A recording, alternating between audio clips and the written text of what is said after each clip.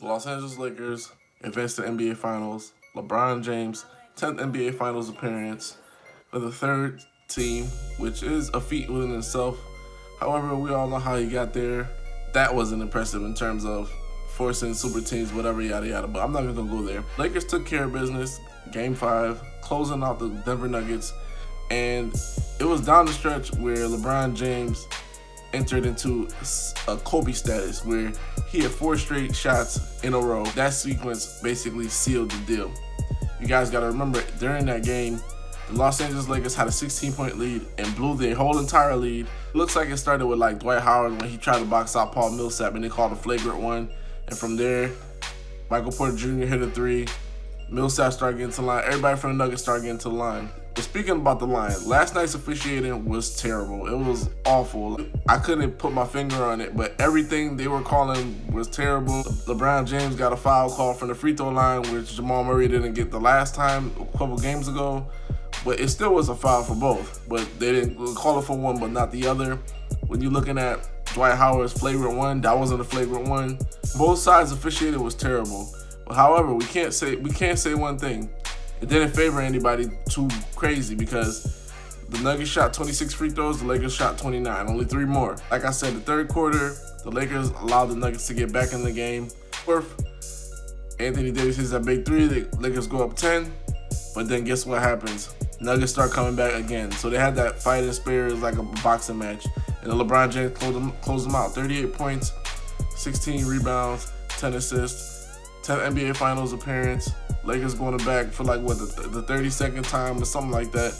The way that LeBron's demeanor down the stretch of that game and after the game didn't celebrate, and he took that out of Kobe's book. I think it was like 2010 when they won the Western Conference Championship and nobody was celebrating or anything at all. Took that straight out, a page out of Kobe's book, and like Shaq says, the Lakers don't celebrate conference championship banners.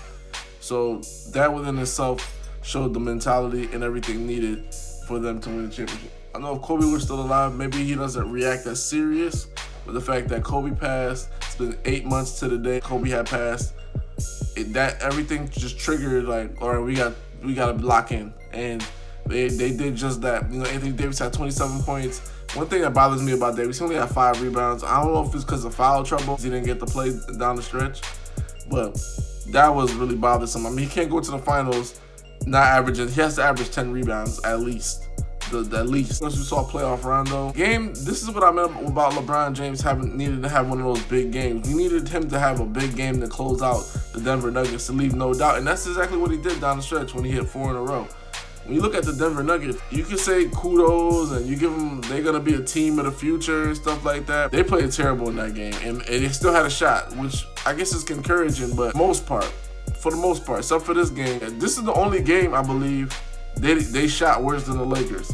For them to have all this talent, games down the stretch, making little mistakes, this probably should have been a 7-game series or a 6-game series, more of a back and forth, but they made too many mistakes that they got outplayed down the stretch. And the only person that consistently played good on their team was Jokic. Consistently good. Last night, when you look at all the scores, Jeremy Grant had 20. He took 18 shots to get 20. And Jamal Murray had 19. He took 17 shots to get 19. Paul Millsap went 1 for 8. Mike Malone is going to have to figure out some things in the half court, because what happened with the Denver Nuggets is if you're not fouling them and they're not getting their threes, which they didn't last night, they shot 27% or 25% from 3. They're bottled up, and they basically got outplayed in those games because they shot better than the Lakers. So that's something to look into. I know Paul Millsap's contract is going to be going on, and he's going to be a free agent. I don't think they're going to bring him back. But then if you keep Michael Porter Jr. and you got like guys off the bench like Bol, et cetera, they could play, but can they play defense? And that's the number one thing hurting the Denver Nuggets. The Denver Nuggets they're not a great defensive team, and they make mistakes, too many mistakes, which get them outplayed. Of course, there could be a team in the future, but then when you're looking at Lakers coming back, Clippers coming back, Golden State Warriors are coming back. We don't know what the Rockets are going to do. The Portland Trail Blazers is going to come back. So all things to keep in mind. I mean, they should be okay with how everything went, but I would be very disappointed. The series didn't even go 6. The team played semi-good opportunities, I'm kind of disappointed if I'm like a GM. Back to the Lakers. Now they got to face the winner of the Celtics and the Heat, and we're going to see where that goes. I think the Lakers prefer to play the Heat, but if they play the Celtics, they shouldn't even be worried as much because the Celtics, they just haven't been playing together at all.